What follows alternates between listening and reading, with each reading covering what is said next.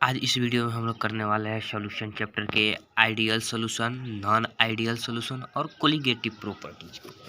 जो पिछले वाला वीडियो था हम लोग का, पिछले वाले वीडियो में राउल्ट्स लॉ का जो सेकेंड केस था, राउल्ट्स लॉ के सेकेंड केस को हम लोग ख़त्म किए थे। और इस वीडियो में हम लोग ideal solution, non ideal solution करेंगे जो राउल्ट्स लॉ के रिलेटेड ही है। उसके बाद हम लोग कोलिगेटिव प्रॉपर्टीज करेंगे। तो चलिए सबसे पहले हम लोग शुरू करते हैं आइडियल सॉल्यूशन को।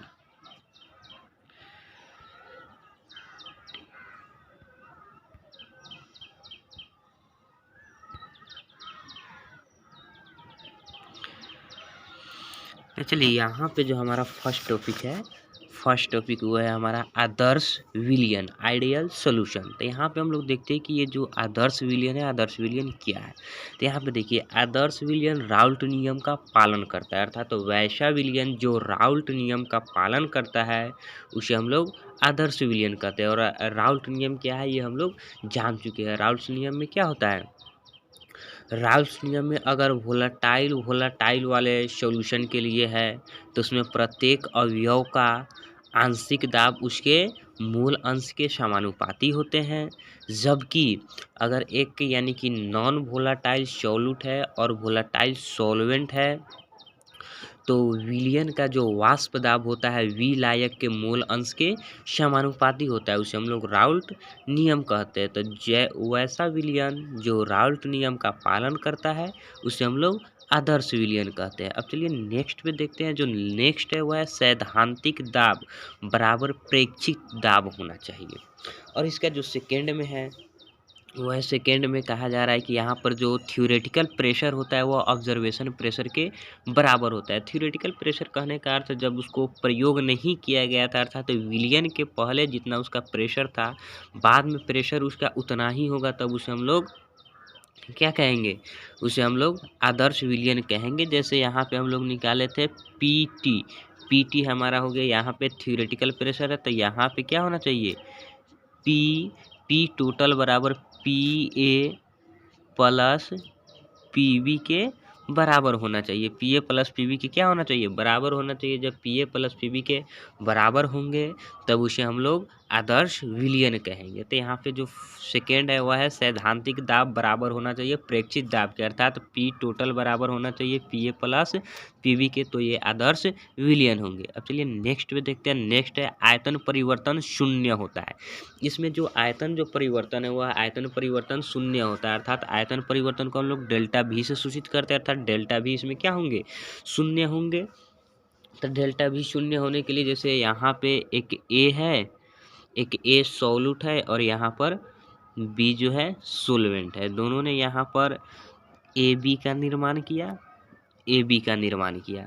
मान लेते हैं इसमें इसका 2 ml है तो इसका भी 2 ml है, इसका भी 2 ml है, यहाँ पर भी 2 ml है, यहाँ पर भी 2 ml है। तो ये 2 ml मिल करके कितना बनाएगा, 4 ml बनाएगा, ये 4 ml बनाएगा। तो यहाँ पे ये टोटल कितना हो गया हमारा 2 ml और ये कितना हो गया हमारा 4 ml। तो यहाँ पे डेल्टा भी निकालने के लिए सूत्र होता है डेल्टा भी के लिए सॉल्यूशन का वॉल्यूम। तो सॉल्यूशन का वॉल्यूम अर्थात ए हमारा सोलवेंट है, ए हमारा सोल्यूट है, बी हमारा सोलवेंट है और ए भी हमारा सॉल्यूशन है।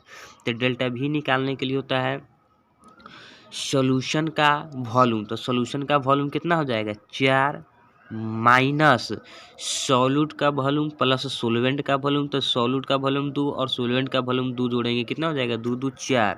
तो 4 बराबर कितना निकल जाएगा, 4 में से 4 जाएगा 0, अर्थात डेल्टा भी मेरा क्या हो जाएगा, यहाँ पे 0 हो जाएगा। तो डेल्टा भी जो है यहाँ पर क्या होता है, शून्य होता है, अर्थात आयतन परिवर्तन शून्य होता है, उसे हम लोग आदर्श विलियन कहते हैं। अब चलिए हम नेक्स्ट देखते हैं।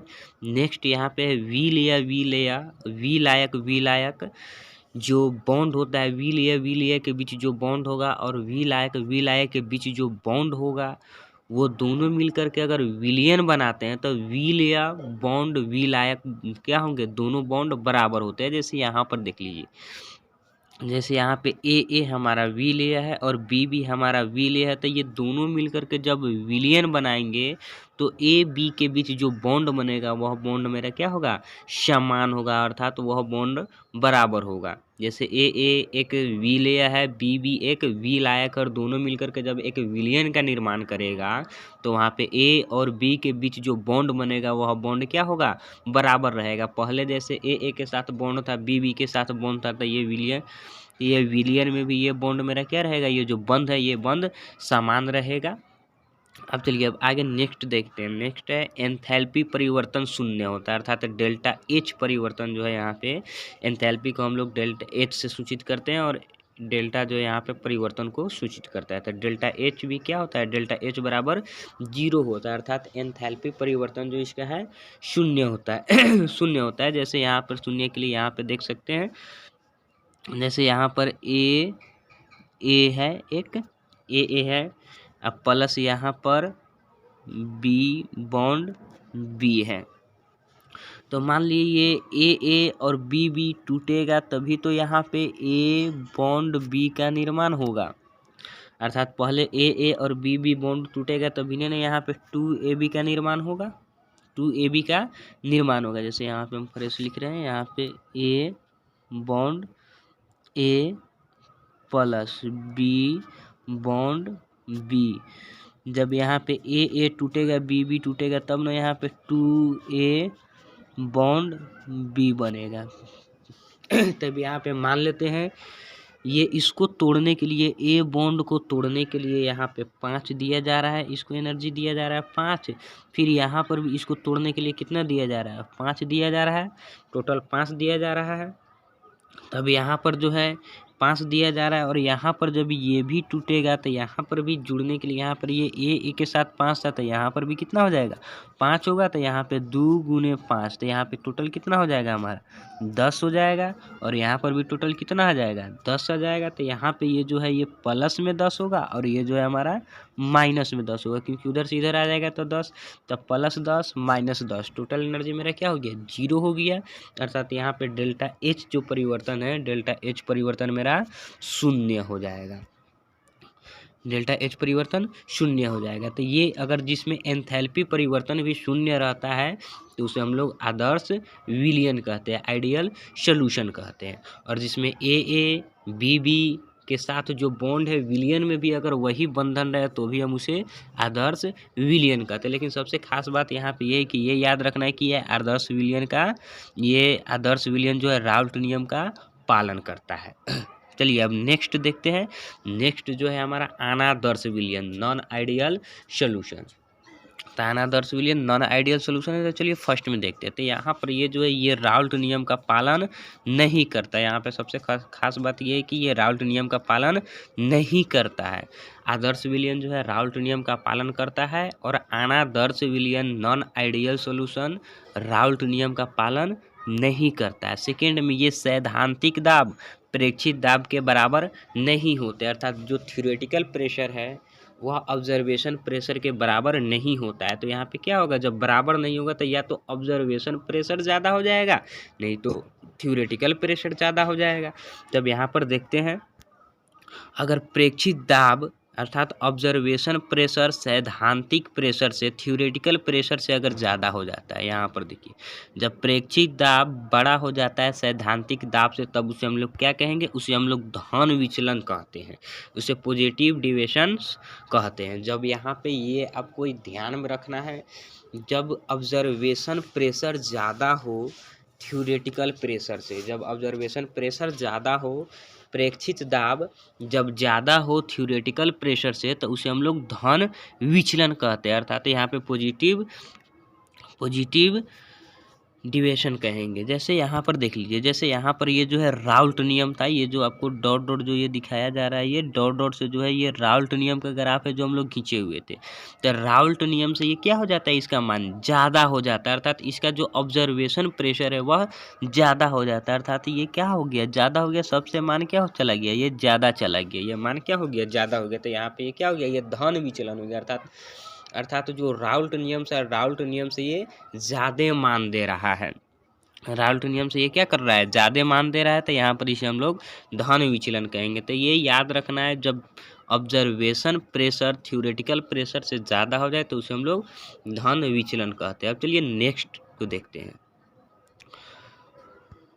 तो नेक्स्ट यहाँ पे है प्रेक्षित दाब अगर ऑब्जर्वेशन प्रेशर थ्योरेटिकल प्रेशर से अगर कम हो जाए, अर्थात जब थ्योरेटिकल प्रेशर ज़्यादा हो जाता हो, जब यहाँ पे थ्योरेटिकल प्रेशर क्या हो जाता हो, थ्योरेटिकल प्रेशर ज़्यादा और ऑब्जर्वेशन प्रेशर कम होता हो तो इसे हम लोग ऋण विचलन कहते हैं, निगेटिव डिविएशंस कहते हैं।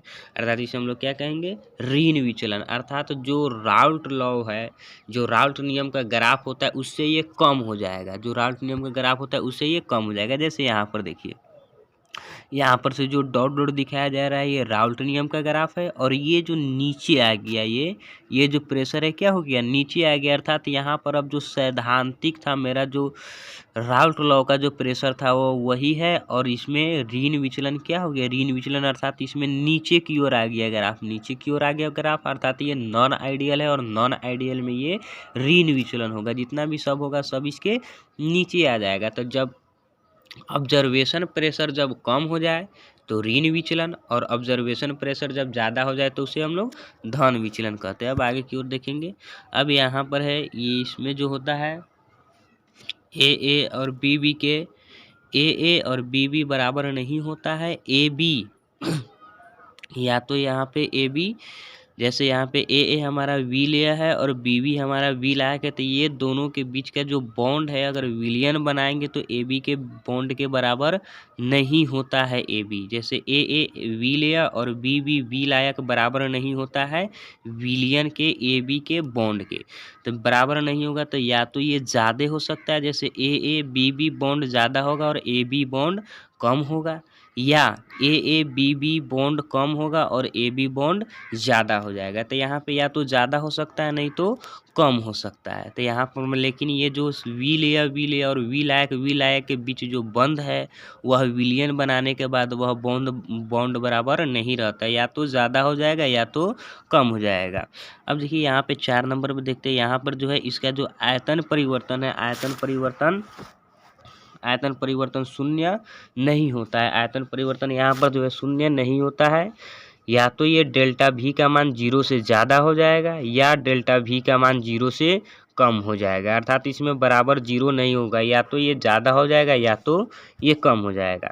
और यहाँ पे जो 5 में है, 5 में भी वही है। यहाँ पे जो एंथैल्पी परिवर्तन है, एंथैल्पी परिवर्तन शून्य नहीं होता, या तो डेल्टा एच का मान ज़्यादा हो जाएगा या तो डेल्टा एच का मान कम हो जाएगा। अर्थात इसमें शून्य नहीं होगा। तो जो राल्ट नियम का पालन नहीं करता है उसे हम लोग नॉन आइडियल सॉल्यूशन अनादर्श विलयन कहते हैं। या तो इसमें इसका दाब ऑब्जर्वेशन प्रेशर या तो ज़्यादा हो जाएगा या तो कम हो जाएगा, और इसके बीच जो वी लिया और वी लायक के बीच का जो बंध रहता है विलियन बनने के बाद ये बॉन्ड बराबर नहीं होते हैं, और इसका आयतन परिवर्तन भी शून्य नहीं होता है। या तो ये 0 से इसका मान ज़्यादा होगा नहीं तो 0 से इसका मान कम होगा। एंथैल्पी परिवर्तन भी इसका शून्य नहीं होता, या तो शून्य से ज़्यादा होगा या तो शून्य से कम होगा। तो ये था हमारा अनादर्श और आदर्श विलयन। अब यहाँ पे आदर्श और अनादर्श विलयन खत्म हो गया। अब आगे देखते हैं कोलिगेटिव प्रॉपर्टीज। तो यहाँ पे हम लोग कोलिगेटिव प्रॉपर्टीज अनुसंख्या गुणधर्म देखेंगे। यहाँ पर देखिए किसी विलयन के वे गुणधर्म जो विलयन के निश्चित आयतन में उपस्थित, यहाँ पर देखिए किसी विलयन के वे गुणधर्म जो विलयन के निश्चित आयतन में उपस्थित विल या कणों की संख्या पर निर्भर करते हैं उसे अनुसंख्यक गुणधर्म कहते हैं। अर्थात ये जो अनुसंख्यक गुणधर्म है विलयन का एक ऐसा गुणधर्म है जो विलयन के एक निश्चित आयतन में उपस्थित विलय की कणों की संख्या पर निर्भर करता है। अर्थात विलय की कणों की संख्या कितना है उस पर निर्भर करता है, उसे हम लोग अनुसंख्या गुणधर्म कहते हैं।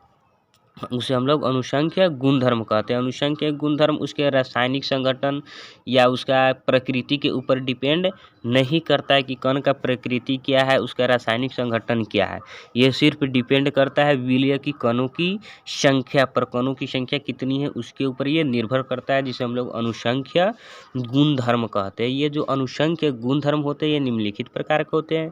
विभिन्न अनुसंख्य गुणधर्म होते हैं, जैसे देखेंगे फर्स्ट में वाष्प दाब का अवनमन, लोअरिंग ऑफ वेपर प्रेशर, जिसको हम लोग relative lowering of vapour pressure भी कहते हैं।